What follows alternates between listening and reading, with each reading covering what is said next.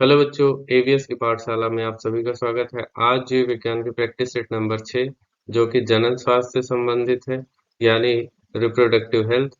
इसके कुछ महत्वपूर्ण प्रश्नों पर आज चर्चा करेंगे जो कि आपके एग्जाम पॉइंट ऑफ व्यू से बहुत इम्पोर्टेंट होने वाले हैं। चलिए देखते हैं। आज का जो पहला क्वेश्चन होगा वो बहुविकल्पीय प्रश्न होगा जो कि प्रत्येक क्वेश्चन 1 नंबर के होंगे। पहला क्वेश्चन है, स्तनपान कराने वाली माताएं सामान्यतः गर्भधारण नहीं कर पाती हैं, क्यों? मीन्स क्या आपको बताना है कि जो स्तनपान कराने वाली माताएं हैं वो गर्भधारण सामान्य रूप से धारण नहीं कर पाती हैं, किस कारण की वजह से? गोनेडोट्रोपिन श्रावण में कमी के कारण, गोनेडोट्रोपिन का अतिश्रावण, या युग्मक परिवहन का, या निषेचन प्रक्रिया का।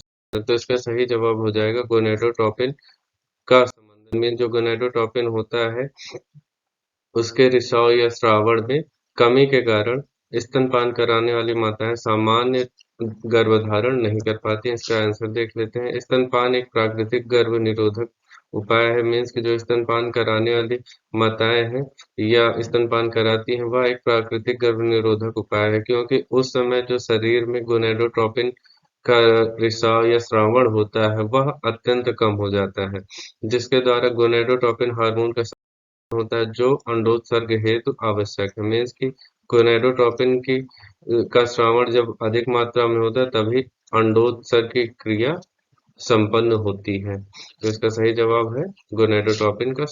अगला क्वेश्चन है, कॉपर्टी क्या अवरुद्ध करता है? मीन्स आपको बताना है जो कॉपर्टी होता है गर्भ निरोधक उपाय या युक्ति, वह किस चीज को अवरुद्ध करता है? अंडोत्सर्ग को, निषेचन को, भ्रूण का गर्भाशय भित्ति में रोपण या जनन मार्ग को अवरुद्ध करता है?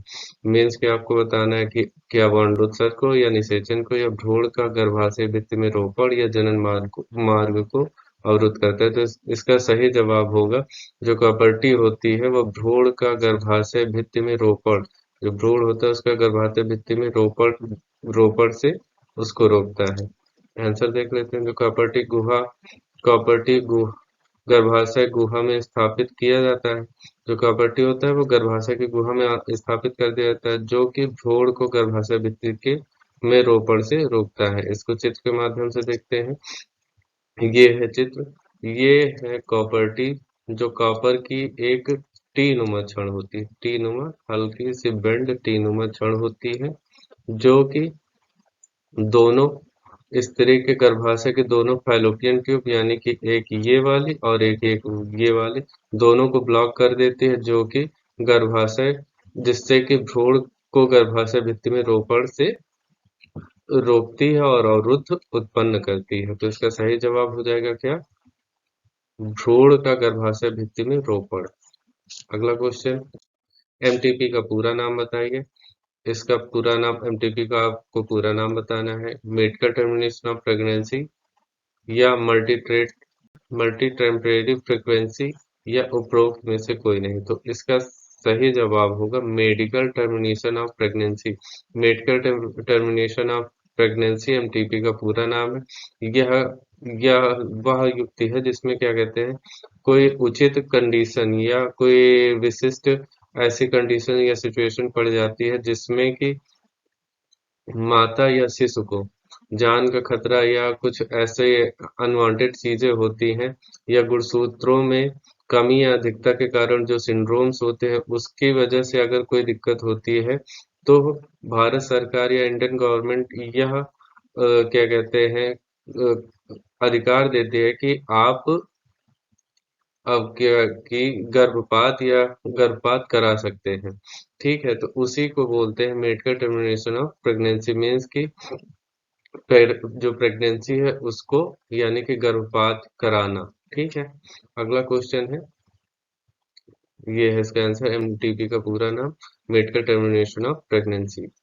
अगला क्वेश्चन है, एमनियोटिक द्रव की कोशिकाओं में निम्न में से किसकी उपस्थिति, एमनियोटिक द्रव की कोशिकाओं में निम्न में से किसकी उपस्थिति द्वारा भ्रूणीय शिशु का लिंग निर्धारण होता है? जो भ्रूणीय शिशु होता है उसका लिंग निर्धारण किसके द्वारा होता है? बार पिंड द्वारा, लिंग गुणसूत्र द्वारा, कियास्मेटा द्वारा, पितृजन द्वारा। तो मैंने बताया था चैप्टर 2 का जब प्रैक्टिस सेट करा रहे थे तो उसमें बताया था 22 जोड़ी जो होते हैं, 22 जोड़ी ऑटोसोम होते हैं, ऑटोसोम, या इन्हीं को कायिक गुणसूत्र बोलते हैं, कायिक गुण सूत्र बोलते हैं। तथा 23वीं जोड़ी, 23वीं जोड़ी जो होती है मेल एंड फीमेल में, वो क्या होती है? Sex chromosome. सेक्स क्रोमोसोम के द्वारा ही यह निर्धारित होता है कि इसी को क्या हिंदी में क्या बोलते हैं? लिंग गुणसूत्र। इसी के द्वारा यह निर्धारित होता है कि बच्चा जो होगा वह क्या कहते हैं, इस नर होगा या मादा। तो इसका सही जवाब हो जाएगा लिंग गुणसूत्र के द्वारा। लिंग लिंग का निर्धारण लिंग गुणसूत्र के द्वारा होता है। यही प्रश्न एक तरीके से एक दूसरी तरीके से भी पूछ सकता है। मैं यहाँ पे बता दे रहा हूँ। अ, शिशु के जन्म से पूर्व, क्वेश्चन इस यही क्वेश्चन है, इसको घुमाकर इस तरह पूछते हैं। शिशु जन्म से पूर्व की जाने वाली जांच विधि, की जाने वाली जांच विधि, की जाने वाली जांच विधि मीन्स कि शिशु के जन्म से पूर्व जो जांच कराई जाती है वह कौन सी विधि है। तो इसका जो ये पूछा है एमनियोटिक स्राव, तो इसका यही आंसर हो जाएगा। इसका आंसर हो जाएगा एमनियो एमनियोसेंटेसिस।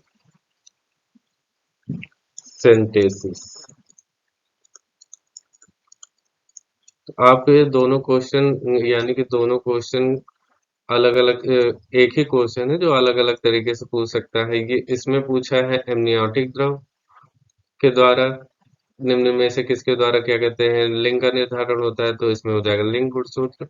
जबकि इसमें दूसरी तरह से पूछता है शिशु के जन्म से पूर्व की जाने वाली जांच जांच विधि क्या है, तो एमनियोटिक सेंटेसिस जो विधि है यह शिशु के जन्म से पूर्व की जाने वाली जांच होती है। ठीक, यह इम्पोर्टेंट क्वेश्चन है, कई बार पूछा गया है। अगला क्वेश्चन देखते हैं।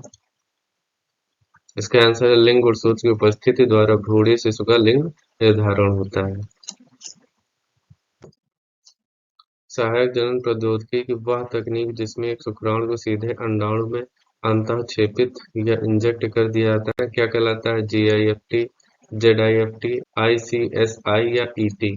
पहले तो इनके पूरे नाम, इनका पूरा नाम जान लेते हैं। GIFT का gamete intra fallopian transfer. JIFT का होगा जायगोटिक इंट्रा फैलोपियन ट्रांसफर। और ICS का होगा, ICSI का, इसका होगा इंट्रा, आई से इंट्रा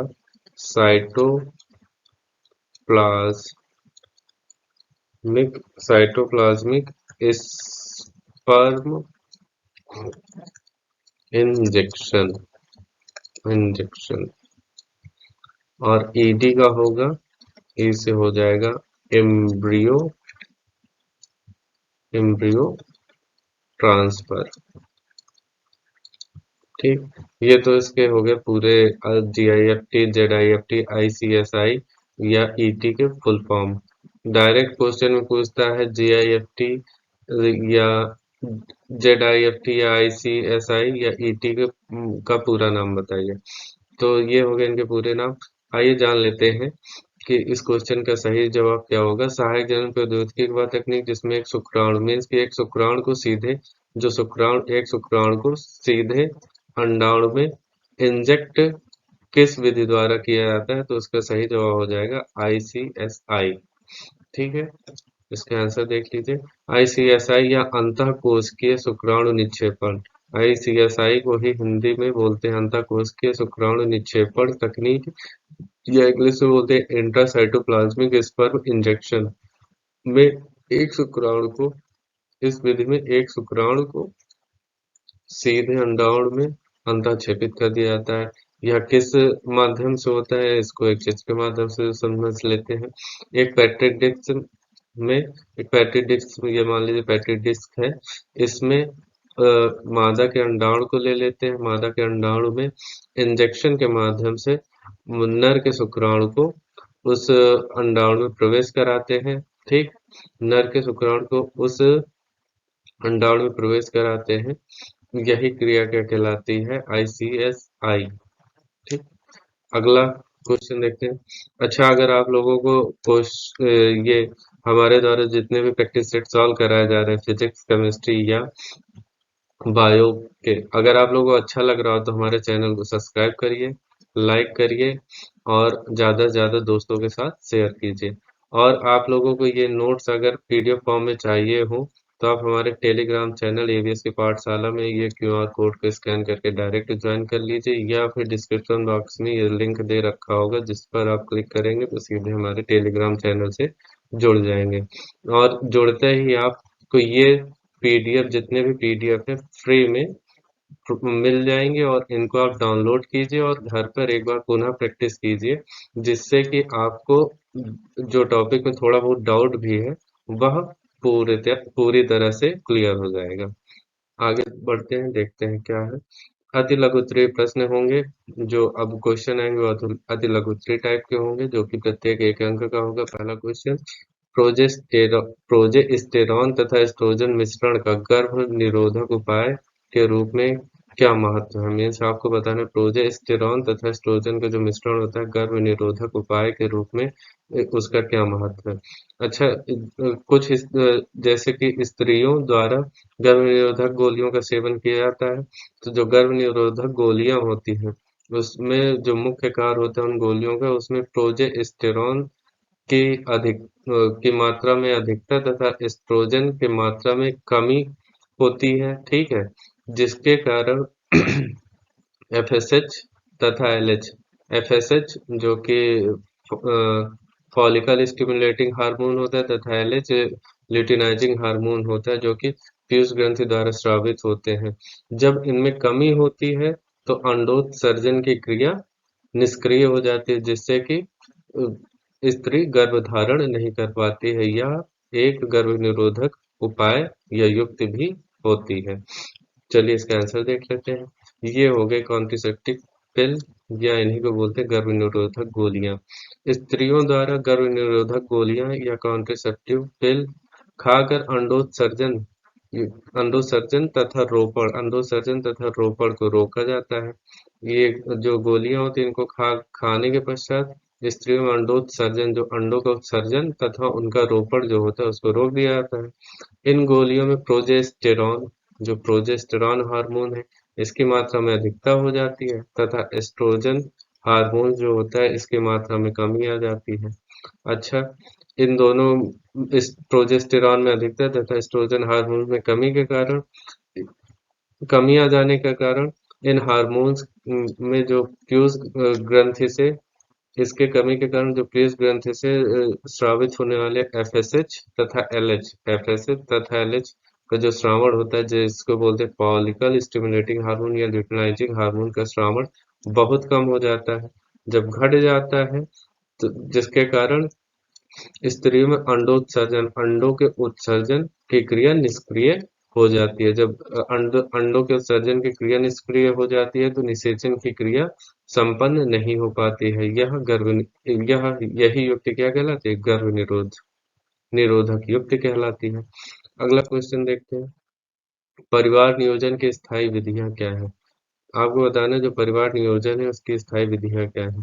परिवार नियोजन की दो प्रमुख स्थायी विधियां हैं, एक होता है वैक्सेक्टॉमी, एक होता है ट्यूबेक्टॉमी। वैक्सेक्टॉमी होता है पुरुषों में तथा पुरुषों में नसबंदी, तथा ट्यूबेक्टॉमी होता है महिलाओं में नसबंदी, जिसके द्वारा परिवार नियोजन की क्रिया संपन्न होती है। इसको एक चित्र के माध्यम से देखते हैं।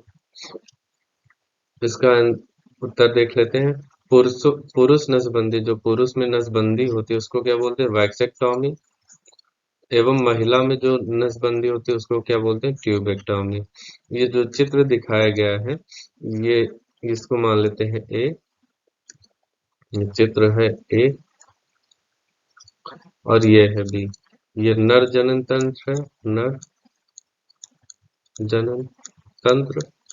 और ये है मादा जनन तंत्र। नर जनन तंत्र की पहले बात कर लेते हैं इसको। ये हो गया शुक्र वाहिनी। शुक्रवाहिनी। शुक्रवाहिनी का कार्य क्या होता है? ये होता है, ये स्ट्रक्चर जो दिख रहा है ये होते हैं अधिवृषण। अधिवृषण। और अधिवृषण में क्या होता है? शुक्राणुओं का भंडारण तथा परिपक्वन। अधिवृषण में स्थित शुक्राणु शुक्रवाहिनियों द्वारा, शुक्रवाहिनी यानी कि दो वो नर में अंडाणुओं की या वृषणों की संख्या 2 होती है, जिसमें अंडाणुओं का भंडारण होता है, ठीक है। और अंडाणुओं को पहुंचाने का कार्य शिश्न के माध्यम, शिश्न तक पहुंचाने का कार्य किसका होता है? शुक्रवाहिनियों का। तो इन्हीं शुक्रवाहिनियों को कट कर दिया जाता है, बीच से कट कर देते हैं। तो जो ये शुक्रवाहिनियां शुक्राणुओं को ले जा रही थी, ये ले जाने में असमर्थ हो जाती हैं, जिससे कि पुरुष में शुक्राणु पहुंच नहीं पाते हैं, तथा जिससे कि गर्भ या निषेचन की क्रिया संपन्न नहीं हो पाती। तो ये हो गया पुरुष नसबंदी। महिला नसबंदी। महिला में क्या है? ये महिला या मादा का जनन तंत्र है। इसमें महिला में जो निषेचन की क्रिया संपन्न होती है वो कहाँ पर होती है? ये वाले भाग में, इस वाले भाग में। इसको बोलते हैं फैलोपियन ट्यूब। Fallopian tube. इसी को यहाँ पर इस्थमस के पास से कट कर दिया जाता है। ये पार्ट कहलाता है इस्थमस। इसी के पास से इसको कट कर देते हैं, इस्थमस के पास से कट कर देते हैं, जिसके कारण जब जो शुक्राणु यहाँ से आकर सीधे यहाँ फैलोपियन ट्यूब में प्रवेश करता था, जहाँ पर निषेचन की क्रिया संपन्न होती थी, वो यहीं पर रुक जाता है इस्थमस के पास, इसके आगे बढ़ ही नहीं पाता है, जिसके कारण महिलाओं में निषेचन की क्रिया संपन्न नहीं हो पाती है, जो कि परिवार नियोजन की दोनों एक स्थायी और प्रमुख विधियां हैं। तो आई होप आप लोगों को ये क्वेश्चन का आंसर समझ में आया होगा। आपको सिर्फ स्थायी विधियों के नाम लिखने थे। एक आपको लिख देना था पुरुष नसबंदी, जिसको वैक्सेक्टॉमी, महिला में नसबंदी जिसको ट्यूबेक्टॉमी कहते हैं। इतना ही इसका सही जवाब है, लेकिन मैंने आपको डिटेल में थोड़ा बहुत समझाने की कोशिश की है। अगला क्वेश्चन है, स्वपात्र निषेचन क्या है? अथवा स्वपात्र निषेचन को संक्षेप में लिखिए। आपको स्वपात्र निषेचन को संक्षेप में बताना है, अथवा स्वपात्र निषेचन को संक्षेप में लिखिए। ये 2022-2023 में कंटिन्यू पूछा गया है। आई आई थिंक कि ये 2024 में भी एक नंबर में ऑब्जेक्टिव या इस डिस्क्रिप्टिव अतिलघुत्री क्वेश्चन के रूप में देखने को मिल सकता है। इसमें क्या होता है? स्वपात्र निषेचन, इसी को बोलते हैं IVF। IVF का पूरा नाम in vitro in vitro fertilisation. In vitro fertilisation. इसमें क्या होता है? मादा के शरीर के बाहर जो महिला होती है उसके शरीर के बाहर मानक परिस्थिति यानी कि किसी प्रयोगशाला में मादा के अंडाणुओं को ले लिया जाता है, तथा पुरुष के शुक्राणुओं को, मादा के अंडाणुओं को लेकर पुरुष के शुक्राणुओं के साथ निषेचित कराते हैं। कृत्रिम विधि द्वारा निषेचित कराते हैं, जो कि यह समस्त क्रिया एक प्रयोगशाला में संपन्न होती है। तो इस प्रकार का जो कृत्रिम निषेचन होता है उसी को बोलते हैं क्या? स्वपात्र निषेचन, या इसी को बोलते हैं in vitro fertilisation. In vitro fertilisation, इसका आंसर देख लेते हैं। मादा के शरीर के बाहर, मीन्स की जो महिला होती है उसके शरीर के बाहर मानक परिस्थितियों में, किसी विशेष परिस्थितियों में प्रयोगशाला में शुक्राणुओं का, जो शुक्राणु होते हैं शुक्राणुओं द्वारा अंडाणुओं को शुक्राणु और अंडाणु जब फ्यूज्ड होते हैं तो क्रिया क्या कहलाती है? तो यह क्रिया कहलाती निषेचन। लेकिन जब यह कृत्रिम माध्यम में होती है या मादा के शरीर के बाहर होती है किसी प्रयोगशाला में, तो यह क्रिया हो जाती है कृत्रिम। तो कृत्रिम निषेचन की तकनीक को ही क्या बोलते हैं? सपात्र निषेचन या इन विट्रो फर्टिलाइजेशन। तो यह था इस क्वेश्चन का आंसर। जैसा कि एक चित्र के माध्यम से भी दिखाने की कोशिश की है कि एक पेक्टिक डिस्क में शुक्राणु तथा अंडाणु को लेकर फ्यूज कराया जाता है और एक जायगोट या युग्मनज का निर्माण करते हैं। ठीक है, अगला क्वेश्चन देखते हैं। आईवीएफ तथा जीआईएफटी का पूरा नाम लिखिए। आईवीएफ का पूरा नाम अभी मैंने बताया, आईवीएफ का पूरा नाम क्या था? In in vitro fertilisation, in vitro fertilisation. तथा जीआईएफटी, गिफ्ट का पूरा नाम क्या था? जीआईएफटी। इसको क्या वो अभी बताया था कुछ देर पहले क्वेश्चन आया था तो उसमें ऑब्जेक्टिव में गैमीट, जी से हो गया गैमीट, आई से हो गया इंट्रा, एफ से हो गया फैलोपियन, टी से हो गया ट्रांसफर। तो जीआईएफटी का पूरा नाम क्या हो गया? Gamete intra fallopian transfer. और आईवीएफ का इन विट्रो फर्टिलाइजेशन। चलिए इसका आंसर देख लेते हैं। आईवीएफ इन विट्रो फर्टिलाइजेशन, यहाँ पर एस की जगह होगा क्या? एस की जगह यहाँ पर होगा जेड। यहाँ पर सही कर लेंगे। फर्टिलाइजेशन में यहाँ पर होगा जेड,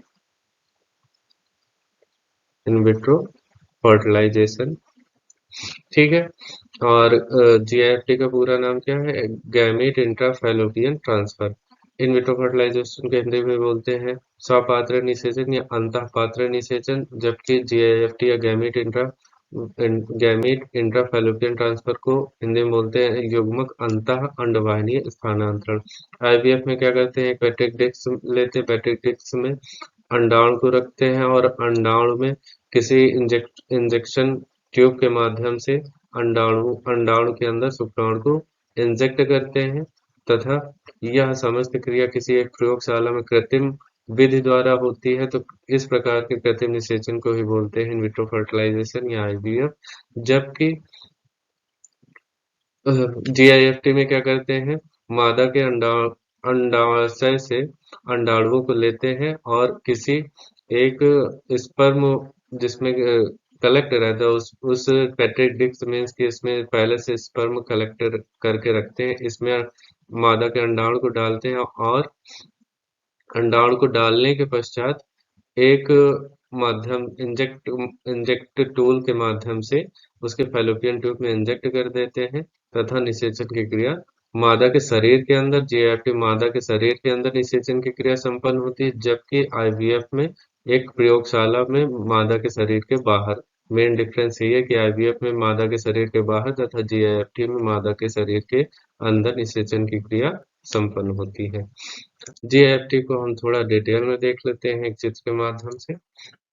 ये मान लीजिए एक चित्र है जिसमें अंडाशय से अंडाणुओं को कलेक्ट कर लेते हैं और एक पेट्रिक डिस्क, ये मान लीजिए पेट्रिक डिस्क है, इसमें पहले से पहले से रखे गए, ये मान लीजिए पेट्रिक डिस्क है, इसमें पहले से स्पर्म को कलेक्ट करके रखते हैं तथा कई सारे अंडाणुओं को एक साथ फ्यूज कराते हैं। उसमें से मान लीजिए एक ये छह जाइगोट या युग्मनज का फॉर्मेशन हुआ, तो उसमें से सबसे अच्छा या उत्तम गुण वाले जाइगोट का सिलेक्शन करते हैं और उस जाइगोट या एम्ब्रियो का सिलेक्शन करते हैं। फिर उसको क्या एक इंजेक्टिव टूल या इसी को बोलते हैं लेप्रो इसी को बोलते हैं laparoscopic laparoscopic surgery laparoscopic surgery के माध्यम से महिला के फैलोपियन ट्यूब में इंजेक्ट कर देते हैं तथा निषेचन की क्रिया यह महिला के गर्भाशय के अंदर संपन्न होती है। यह क्रिया कहलाती है GIFT या गैमीट इंट्राफैलोपियन ट्रांसफर या हिंदी में युग्मक अंतः अंडवाहिनीय स्थानांतरण। इसमें क्या होता है, जो युग्मक होता है इसका महिला के अंडवाहिनी के अंदर स्थानांतरित करते हैं, इसीलिए इसको बोलते हैं युग्मक अंतः अंडवाहिनीय स्थानांतरण। ठीक, चलिए देखते हैं आगे। जो आगे के क्वेश्चन होंगे वो लघु उत्तरीय प्रकार के होंगे, जो कि 3 नंबर के होंगे। पहला क्वेश्चन है GIFT तथा MTP का पूरा रूप लिखिए। मीन्स कि आपका पूरा रूप मीन्स कि इन दोनों के पूरे नाम लिखने, GIFT तथा MTP। ZIFT का पूरा नाम जाइगोटिक ZIFT जाइगोटिक, I से इंट्रा, F से फैलोपियन ट्रांसफर, T से ट्रांसफर। और MTP का पूरा नाम यहाँ पर, एक मिनट, यहाँ पर लिख देते हैं MTP मेडिकल MTP का मेडिकल टर्मिनेशन ऑफ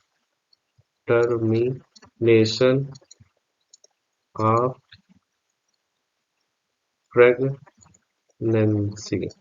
तो MTP का पूरा नाम हो गया मेडिकल टर्मिनेशन ऑफ प्रेगनेंसी, जबकि ZIFT का हो गया Z से जाइगोटिक, I से इंट्रा, F से फैलोपियन, T से transfer, zygotic intra fallopian transfer. इसका आंसर देख लेते हैं। ये है ZIFT का पूरा नाम जाइगोटिक इंट्रा फैलोपियन ट्रांसफर, या इसी को हिंदी में बोलते हैं युग्मनज। अच्छा, GIFT में क्या था, युग्मक का ट्रांसफर करते हैं। ठीक, मीन्स की क्या कहते हैं, युग्मक ट्रांसफर में अंडाणु तथा शुक्राणु को एक साथ ट्रांसफर कर देते हैं, मीन्स की अलग अलग ट्रांसफर करते हैं। और जबकि ZIFT इसमें क्या करते हैं, जाइगोट, मीन्स की जो शुक्राणु और अंडाणु होते हैं उनको फ्यूज कराते हैं कृत्रिम माध्यम में, तथा उसको जब वह युग्मनज या एम्ब्रियो बन जाता है उसके पश्चात महिला के अंडवाहिनी में स्थानांतरण करते हैं।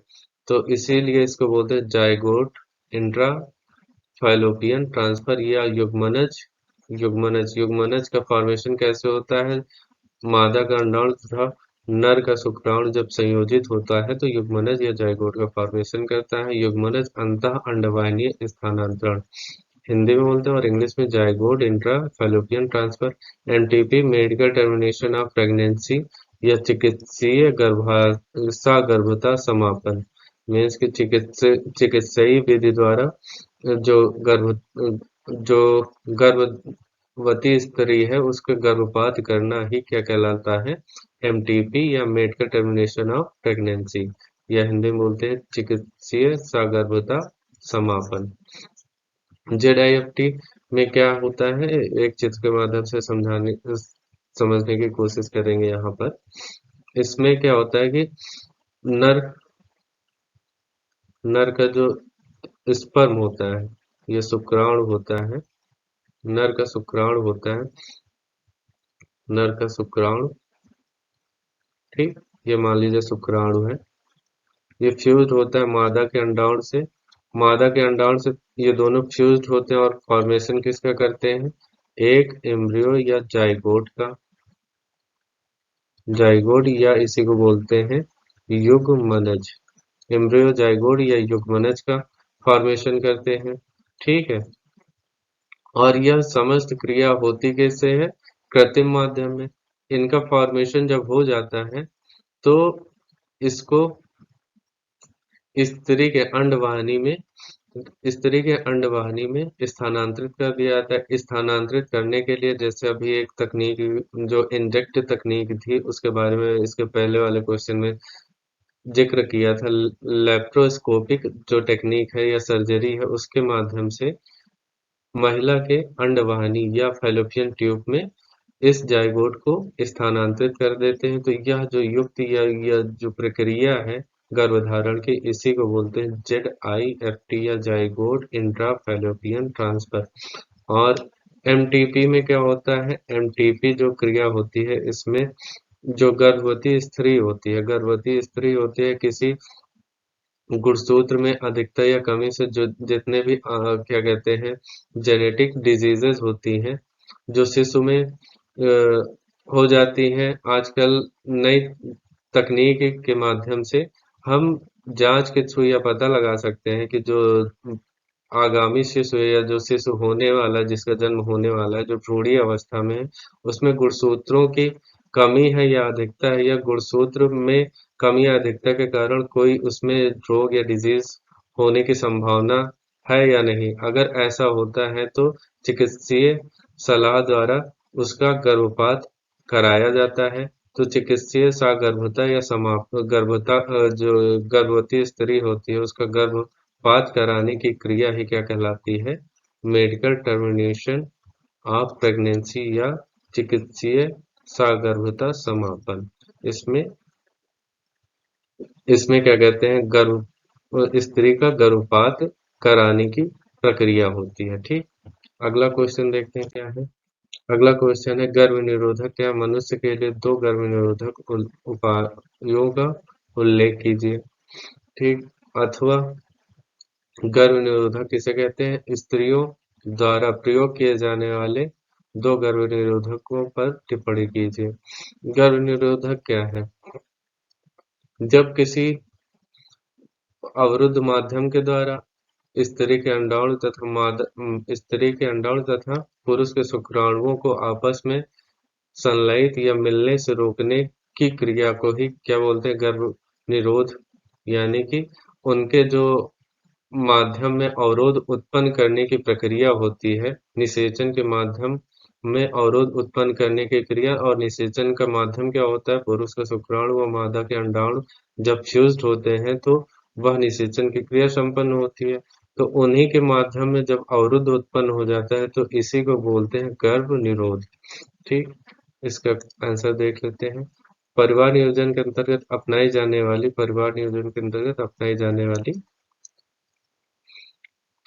वाली विधियां शुक्राणु और अंडाणुओं को मिलने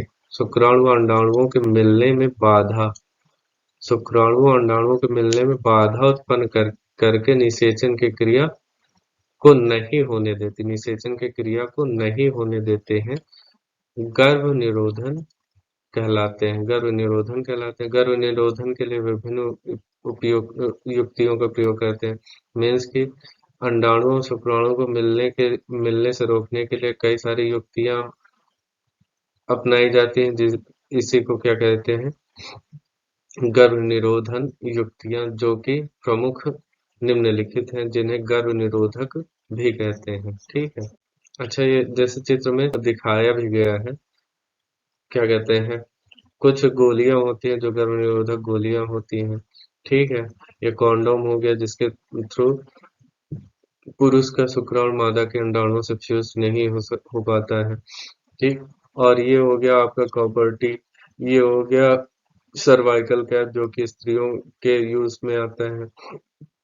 इसी तरह ये ट्यूबेक्टॉमी हो गया, वैक्सेक्टॉमी हो गया, कई सारी ऐसी युक्तियां हैं जिसके द्वारा ये स्पर्म को क्या कहते हैं, अंडाणु से फ्यूज होने की युक्तियां हो गई, कई सारी मेडिसिन होती हैं, इनका प्रयोग करके गर्भ धारण से बचा जा सकता है। और इसी युक्ति को क्या बोलते हैं? गर्भ निरोधक युक्ति। आगे बढ़ते हैं। गर्भ निरोधक के दो युक्तियों का, जो कि महिला गर्भ निरोधक युक्तियां, उनमें पहली है अंतः गर्भाशय युक्ति, या इसी को बोलते हैं IUD। IUD को गर्भाशयी गुहा में कुशलता पूर्वक स्त्री रोग विशेषज्ञ द्वारा स्थापित कर दिया जाता है। मीन्स के IUD में क्या होता है? एक कॉपर की छड़ होती है, जिसका स्ट्रक्चर होता है टी के आकार का। ठीक, टी के आकार का होता है। इसको किसी कुशल स्त्री रोग विशेषज्ञ के द्वारा महिला के गर्भाशय में अंतरारोपित कर दिया जाता है। ये युक्तियां शुक्राणु की क्रियाशीलता, जो ये कॉपर की टी नुमा छड़ होती है, ये क्या करती है, जो शुक्राणु होते हैं, शुक्राणुओं की क्रियाशीलता और निषेचन की क्षमता और शुक्राणुओं की क्रियाशीलता को अत्यधिक कम कर देता है। जो गर्भाशय को भ्रूण से रोपण हेतु अनुपयुक्त बनाती है। मीन्स जब वो शुक्राणु की क्रियाशीलता या निषेचन की क्षमता कम हो जाती है तो गर्भाशय के को भ्रूण के रोपण हेतु अनुपयुक्त बना देती है।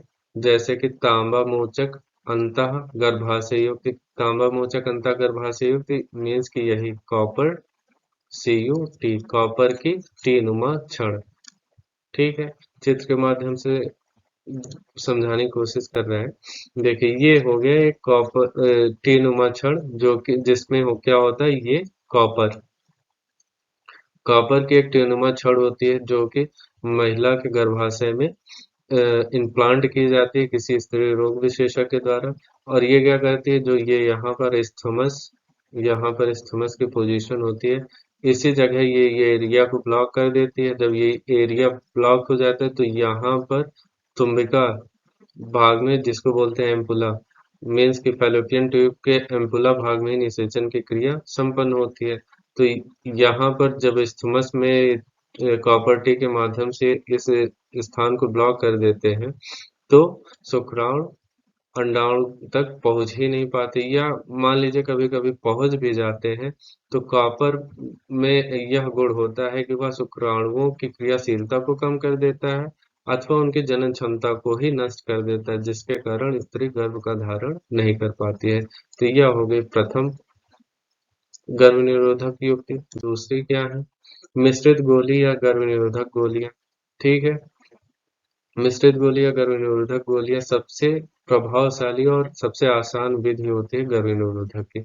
इसमें क्या करते हैं, एस्ट्रोजन तथा प्रोजेस्टेरॉन हार्मोन्स, स्त्रियों में एस्ट्रोजन तथा प्रोजेस्टेरॉन जो हार्मोन्स पाए जाते हैं, जो गर्भनिरोधक गोलियां होती है उसका कार्य क्या होता है, प्रोजेस्टेरॉन हार्मोन के लेवल में अधिकता तथा एस्ट्रोजन हार्मोन्स के लेवल में कमी कर देती है, जिसके कारण पीयूष ग्रंथि से स्रावित होने वाले FSH फॉलिकल स्टिमुलेटिंग हार्मोन्स तथा LH या ल्यूटिनाइजिंग हार्मोन्स के स्रावण में अत्यधिकता कमी हो जाती है, या ये स्रावित होना ही बंद हो जाते हैं, जिससे ग्राफियन पुटिका ग्राफियन पुटिका परिपक्व नहीं हो पाती। जब ग्राफियन पुटिका ही नहीं परिपक्व होती है तो ओव्यूलेशन या डिम्बोत्सर्ग या इसी को बोलते हैं अंडोत्सर्जन की क्रिया संपन्न नहीं होती। जब अंडोत्सर्जन की क्रिया संपन्न नहीं होती तो अंडाणुओं का फॉर्मेशन या अंडोत्सर्जन की क्रिया संपन्न नहीं होगी तो निषेचन क्रिया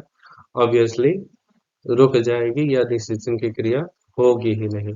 तो ये दो युक्तियां थी जो महिलाओं के द्वारा गर्भ निरोधक की युक्तियां हैं। ठीक है, आई होप कि आप लोगों को समझ में आ गया होगा। ये क्वेश्चन का आंसर, ये कुछ इस तरीके की पिल्स होती हैं जिनको लेना पड़ता है, जो कि कॉन्ट्रासेप्टिव पिल्स कहलाती हैं। ठीक, अगला क्वेश्चन देखते हैं। चिकित्सक सगर्भता समापन पर टिप्पणी लिखिए। चिकित्सक सगर्भता समापन, इसी को अभी कुछ देर पहले बोला था MTP, medical termination of pregnancy. किन पर यह किन परिस्थितियों में सगर्भता के चिकित्सीय समापन की सलाह दी जाती है, मीन्स की जो सगर्भता की सगर्भता की जो सलाह दी जाती है किन परिस्थितियों में। एक महिला रोग विशेषज्ञ किसी स्त्री को सलाह देते हैं कि आप अपना गर्भपात कराइए, उसके बारे में बताना है। या चिकित्सीय सगर्भता समापन से क्या तात्पर्य है, या इस पर आपको टिप्पणी लिखनी है, चिकित्सीय सगर्भता या MTP पर। तो चिकित्सीय सगर्भता क्या होता है, चिकित्सीय सगर्भता समापन, जिसको बोलते हैं मेडिकल टर्मिनेशन ऑफ प्रेगनेंसी, प्रक्रिया के अंतर्गत भ्रूणीय अनियमितताओं को ध्यान में रखते हैं। मीन्स की जो भ्रूण होता है उसमें अनियमितताओं, मीन्स की जेनेटिक बदलाव या कमी या अधिकता, मीन्स कि उसके गुणसूत्रों में कमी या अधिकता के कारण कई सारी बीमारियां होती हैं जैसे कि डाउन सिंड्रोम आदि, ये सब टर्नर सिंड्रोम, ये सब सिंड्रोम होने के खतरे अत्यधिक होते हैं, जो कि किसी भी भ्रूण के गुणसूत्र में अधिकता या कमी के कारण उत्पन्न होते हैं, उनको ध्यान में रखा जाता है। अगला क्या है, ये भ्रूणीय अनियमितताओं, और अगला क्या, गर्भ अवधि पूर्ण होने से पूर्व समापन, मीन्स की जो गर्भ अवधि होती है, 9 माह की जो गर्भ अवधि होती है, उससे पूर्व ही गर्भ समापन यानी कि गर्भपात करा दिया जाता है। अगर किसी भी स्त्री रोग विशेषज्ञ को यह लगता है कि भ्रूण में अनियमितता उत्पन्न हो रही है, तो वह क्या करते हैं कि गर्भ अवधि पूर्ण होने से पहले ही गर्भपात कराने की सलाह देती है। और इस प्रक्रिया को सन 1971 में, मेंस के गर्भपात की जो प्रक्रिया सन 1971 में ही कानूनी स्वीकृति प्रदान कर दी गई। मीन्स की भारतीय कानून में एक अधिनियम द्वारा इसको स्वीकृति दे दी गई कि आप किसी भी भ्रूणीय अवस्था में शिशु में अगर कोई कमी उत्पन्न होती है तो आप अपना गर्भपात करा सकते हैं। यह प्रक्रिया गर्भ की प्रथम तिमाही, मीन्स की जो यह प्रक्रिया है गर्भ के 3 माह में ही, मीन्स की प्रथम तिमाही में ही, या 3 माह या 12 सप्ताह, 3 माह या 12 सप्ताह तक ही सुरक्षित होता है। मीन्स की जो गर्भपात की प्रक्रिया होती है स्त्रियों में, यह प्रथम 3 महीनों में या 12 सप्ताह में ही सुरक्षित होती है। उसके बाद जो भी गर्भपात कराता है उसकी कंडीशन में क्रिटिकल यानी कि सामान्य स्थिति नहीं होती है, उसमें महिला को भी अपने जान का खतरा बना रहता है। ठीक है, आगे देखते हैं। विकसित हुए भ्रूण में विकसित जो भी भ्रूण होता है, जांच के उपरांत गुणसूत्रीय असमानताओं की पुष्टि की जाती है। मीन्स की जो भ्रूण विकसित होता है उसमें अल्पभेदन जांच के उपरांत गुणसूत्रीय असमानताओं, जैसा कि अभी मैंने कुछ देर पहले बताया कि गुणसूत्रों में कमी या अधिकता की पुष्टि की जाती है, गुणसूत्रों की कमी या अधिकतर असमानताओं की पुष्टि की जाती है। तत्पश्चात एक कुशल स्त्री रोग विशेषज्ञ, उसके पश्चात एक कुशल स्त्री रोग विशेषज्ञ की देखरेख दवाइयों का उपयोग किया जाता है। दवाइयों के उपयोग के द्वारा गर्भ समापन की प्रक्रिया अपनाई जाती है। इस प्रक्रिया का उद्देश्य क्या होता है, मीन्स की जो ये प्रक्रिया जिसको ये एक कानून 1971 में एक कानून की स्वीकृति प्रदान की गई कि आप गर्भपात करा सकते हैं। यह कानून किस लिए बना उसके बारे में जान लेते हैं। इस प्रक्रिया का उद्देश्य क्या था कि जो बलात्कार एवं असुरक्षित यौन संबंध से उत्पन्न अनचाहे गर्भ, इसके जब किसी का रेप हो जाता है या असुरक्षित यौन संबंध, मीन्स की अनचाहे गर्भ से संबंधित, या शिशु में जन्मजात रोग, मीन्स की जब शिशु भ्रूणावस्था में होता है तो उसमें जो जन्मजात रोग उत्पन्न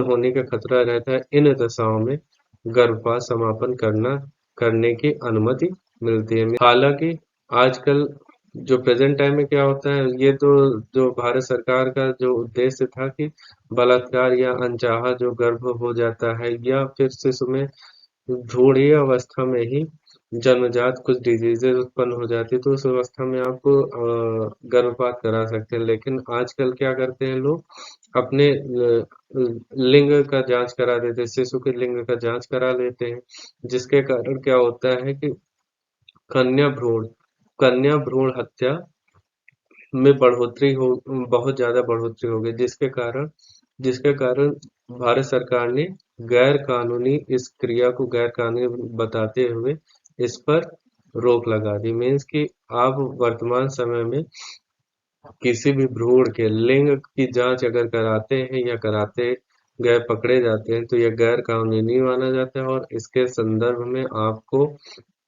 कारावास भी हो सकता है।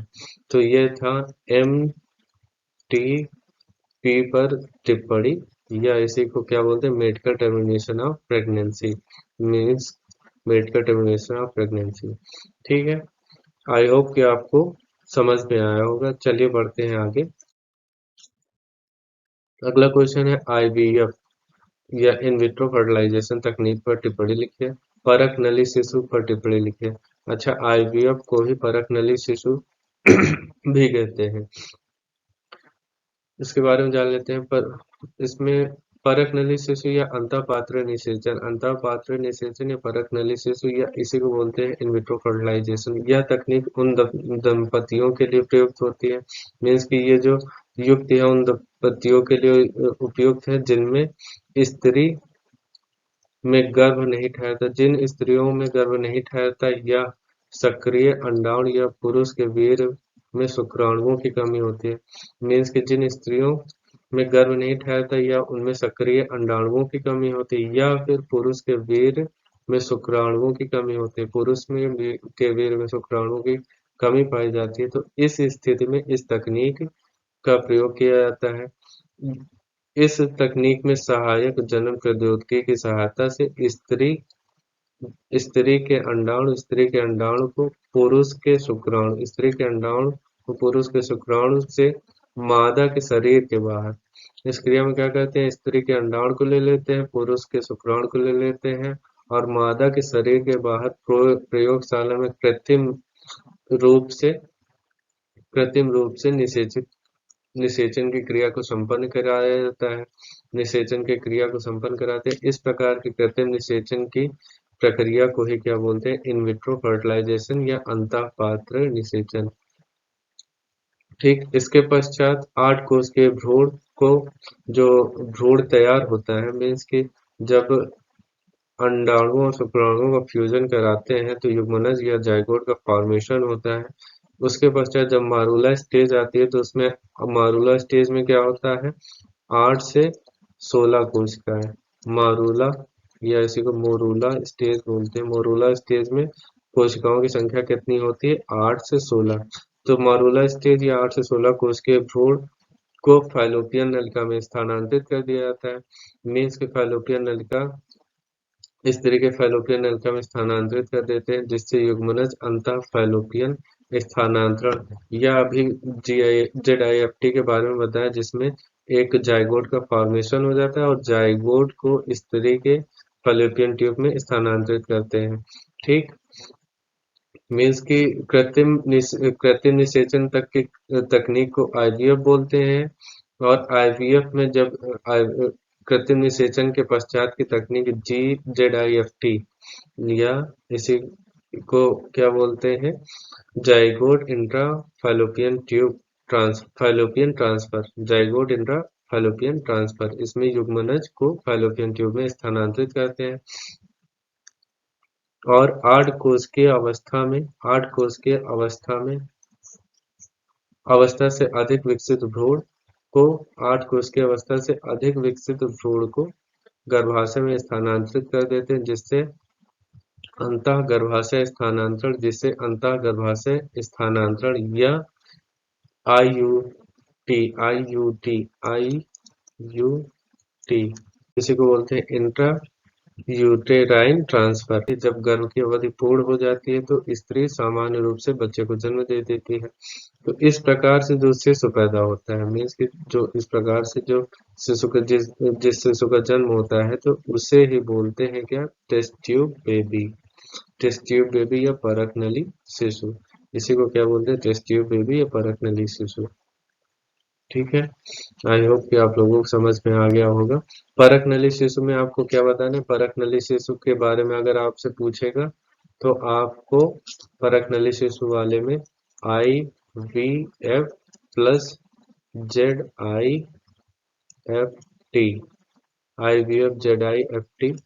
को सम्मिलित रूप से बताना है।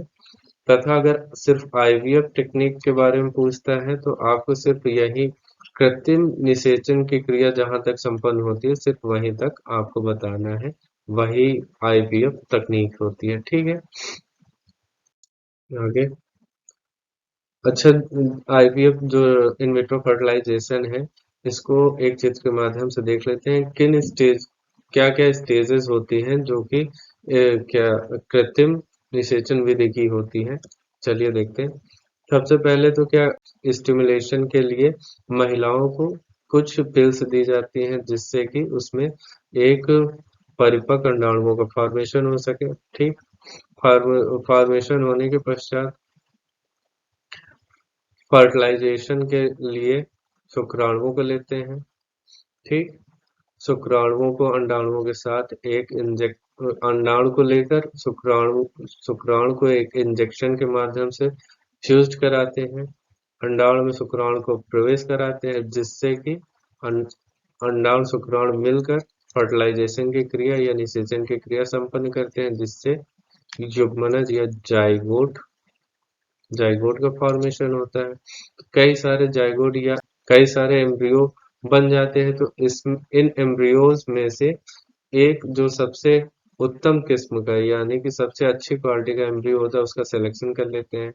जो सबसे अच्छे कंडीशन में सबसे अच्छा एम्ब्रियो होता है उसका सिलेक्शन कर लेते हैं। उस एम्ब्रियो को इस तरह के फैलोपियन ट्यूब में, मीन्स कि यहाँ पर फैलोपियन ट्यूब में एक सर्जरी के माध्यम से इम्प्लांट कर देते हैं या ट्रांसफर कर देते हैं, तथा समस्त निषेचन की क्रिया स्त्री के फैलोपियन ट्यूब से होते हुए गर्भाशय में जब उस समय अवधि कंप्लीट हो जाती है तो वह बच्चे को जन्म दे देती है महिला, और इस प्रकार से जो बच्चे का जन्म होता है वह टेस्ट ट्यूब बेबी या परक नली शिशु कहलाता है। ठीक है, तो ये था आईवीएफ वाला। आईवीएफ में सिर्फ इतना ही होता है कि एम्ब्रियो को लेकर फैलोपियन ट्यूब, मीन्स कि इसमें यहीं तक का प्रोसेस होता है। जाइगोट का फॉर्मेशन मीन्स कि फर्टिलाइजेशन होगा, एम्ब्रियो का फॉर्मेशन होगा, एम्ब्रियो का सिलेक्शन कर लेंगे, तो ये जो जितनी क्रिया होती है कृत्रिम विधि से होती है। तो यहाँ तक होता है आईवीएफ की प्रक्रिया।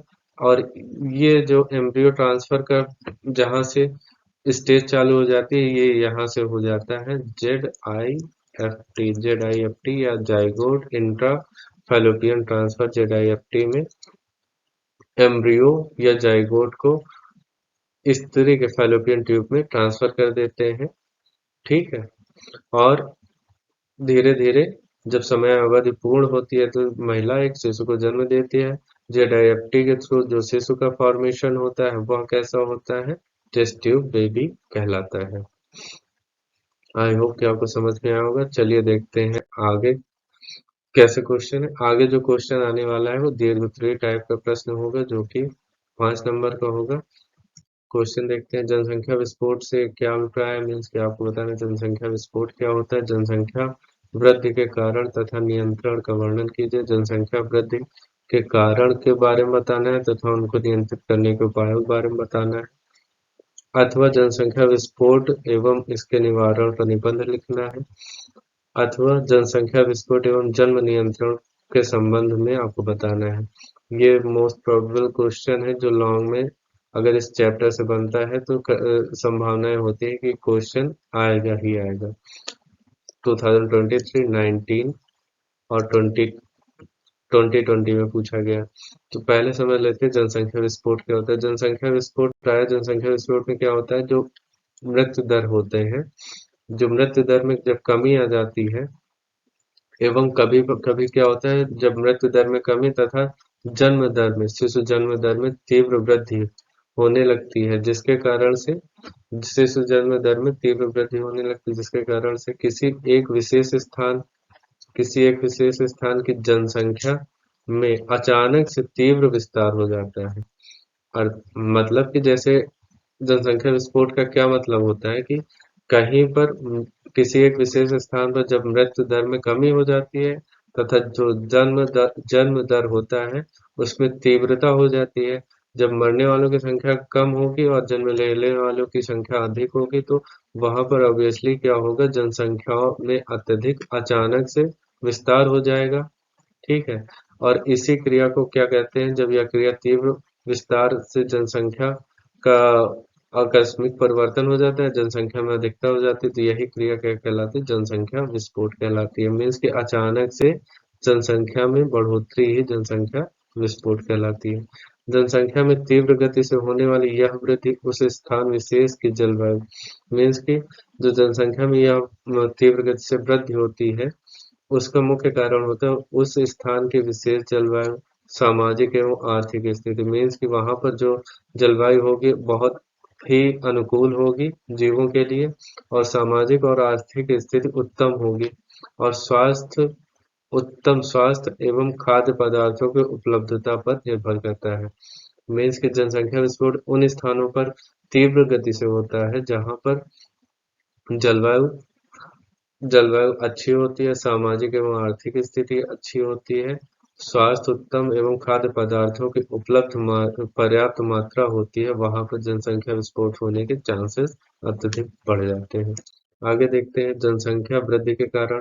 जनसंख्या वृद्धि के कारण होते निम्नलिखित होते। पहला कारण है निम्न सामाजिक स्तर। मीन्स की हमारे देश की जो जनसंख्या का रहन सहन होता है, हमारे जो देश में जो जनता अमूमन पाई जाती है, उनका जो रहन सहन होता है वो साधारण स्तर का होता है, उनका स्तर साधारण होता है, तथा ग्रामीण क्षेत्र में रहने वाले अधिकांश जनता क्या होती है, जो ग्रामीण क्षेत्र में अधिकांश जनता होती है वो निर्धन होती है। वो क्या करती है, सिर्फ खेती बाड़ी पर निर्भर रहती है, तो उनका गुजारा सिर्फ अनाज या उसी पर रहता है।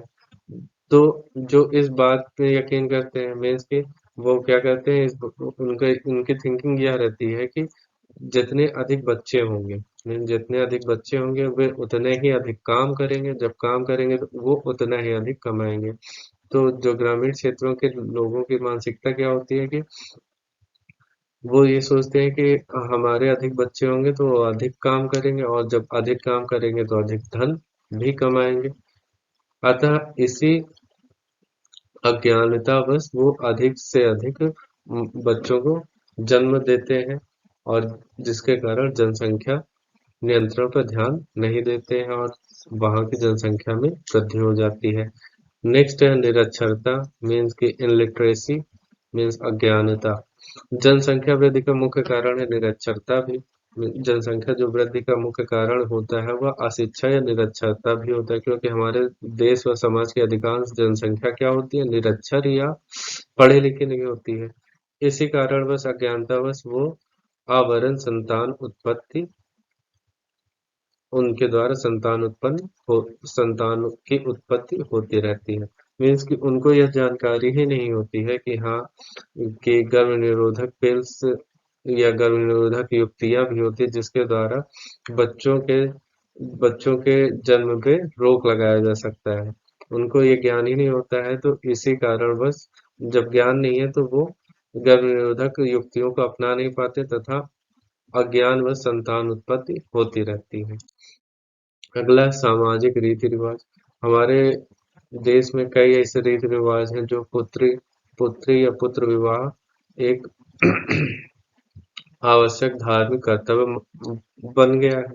मीन्स कि हमारे देश में जो पुत्री तथा पुत्र का जो विवाह है एक आवश्यक धार्मिक कर्तव्य बन गया है, ठीक। और पुरुष परिवार में पुत्र जन्म भी आवश्यक माना जाता है। मीन्स कि अमूमन आप लोगों ने देखा होगा कि जहां भी होता है क्या, लोग यही सोचते हैं कि अगर उनके यहाँ बच्चे हैं तो कम से कम एक पुत्र हो, ठीक है। और यह भी कहा जाता है कि वंश का नाम पुत्र से ही चलता है, और उनका जो वंश होता है वो पीढ़ी दर पीढ़ी आगे बढ़ाने का काम कौन करता है, पुत्र करता है, ऐसी उनकी मानसिकता होती है। अतः पुत्र प्राप्ति की कामना के कारण कभी कभी ऐसा होता है कि किसी किसी के यहाँ 6 7 8 लड़कियां ही लड़कियां जन्म लेती हैं, तथा वो पुत्र प्राप्ति की इच्छा के कारण ही कई सारे संतानों की उत्पत्ति कर देता है। इसी को ही क्या बोलते हैं, सामाजिक रीति रिवाज। अतः वो क्या करता है, अतः पुत्र प्राप्ति की कामना को लेकर लोग कई संतानों को जन्म दे देते हैं। अमूमन आप लोगों को कई ऐसे एग्जाम्पल अपने आस पड़ोस में ही देखने को मिले होंगे कि उनके यहाँ पुत्र प्राप्ति की इच्छा के कारण ही कम से कम 6 से 7 बच्चों को जन्म दे देते हैं, ठीक। कम आयु में विवाह एक रीजन ये भी है कि जब बच्चों का विवाह कम आयु में हो जाता है, अधिकतर ऐसे जनजातीय या ग्रामीण क्षेत्र या अशिक्षित परिवार में देखने को मिलता है। ग्रामीण या अशिक्षित परिवारों में आज भी बाल विवाह प्रथा प्रचलन में है। प्रेजेंट टाइम में कई जगह ऐसा भी प्रेजेंट टाइम में देखने को मिलता ही है कि बाल विवाह प्रचलन में, जिसके कारण कम आयु में दंपति संतान उत्पन्न करने लगते हैं। जब कम आयु में ही दंपति संतान उत्पन्न करने लगेंगे तो अमूमन सी बात यह है कि वह जनसंख्या में वृद्धि करेंगे, मीन्स कि उनके कई सारे बच्चे उत्पन्न होंगे। अगला पॉइंट क्या है, मृत्यु दर में निरंतर कमी। अच्छा, आजकल के वर्तमान समय में चिकित्सा प्रणाली ने इतना विकास कर लिया है कि किसी को भी कोई अगर बीमारी होती है या कुछ भी होता है तो उनको बचाने का भरसक प्रयास किया जाता है कि वो उनको बचाने के लिए भरसक प्रयास करते हैं, जिसके कारण से मृत्यु दर में कमी आती जा रही है, जो कि यह भी एक जनसंख्या वृद्धि का प्रमुख कारण है। चलिए देखते हैं, आधुनिक चिकित्सा प्रणाली होती है। आधुनिक चिकित्सा प्रणाली स्वास्थ्य कार्यक्रमों एवं बेहतर जीवन स्थिति के फलस्वरूप स्वास्थ्य कार्यक्रमों एवं बेहतर जीवन स्थिति के फलस्वरूप रोग, अकाल, महामारी, कुपोषण आदि से होने वाली जो मौतें होती थी, पहले क्या होता था, महामारी या अकाल या कुपोषण के कारण लाखों लाखों लाखों की संख्या में एक साथ एक क्षेत्र की आबादी पूर्णतः समाप्त हो जाती थी। आजकल यह देखने को नहीं मिलता है, जिससे कि क्या कहते हैं, जो मृत्यु दर है इसमें कमी होने लगी। तो आदि में होने वाली मौत व शिशु मृत्यु दर एवं मातृ मृत्यु दर में कमी आई है, लेकिन इसके विपरीत जन्म दर वांछित कमी नहीं आ पाई, मीन्स की मृत्यु दर में तो कमी आ गई, लेकिन जो जन्म दर है उसमें कमी के बजाय, यहाँ कमी की बजाय जन्म दर में कमी की बजाय क्या हो गई, अधिकता हो गई, जिसके कारण जनसंख्या विस्फोट या जनसंख्या में लगातार वृद्धि हो रही है। अगला क्या, जनसंख्या विस्फोट पर नियंत्रण। इसके लिए निम्नलिखित उपाय किए जा सकते हैं, मीन्स कि जो कुछ अगला क्वेश्चन उसी में था अथवा करके कि जनसंख्या विस्फोट, तो उसके बारे में उसके लिए निम्नलिखित उपाय, यानी कि जनसंख्या विस्फोट से कैसे बचा जाए उसके लिए उपाय निम्नलिखित है। पहला है परिवार नियोजन। सन 1971 के प्रारंभ सन 1951 सॉरी सन 1951 में प्रारंभ किया गया था। जो परिवार नियोजन परिवार नियोजन का जो कॉन्सेप्ट लेके आया गया था, सबसे पहले क्या भारत में 1951 में प्रारंभ किया गया। परिवार नियोजन कार्यक्रम में जनसंख्या वृद्धि दर को नियंत्रण हेतु सरलता एवं सर्वोत्तम उपाय है। इसके अंतर्गत विभिन्न गर्भ निरोधकों के प्रयोग को प्रेरित किया गया।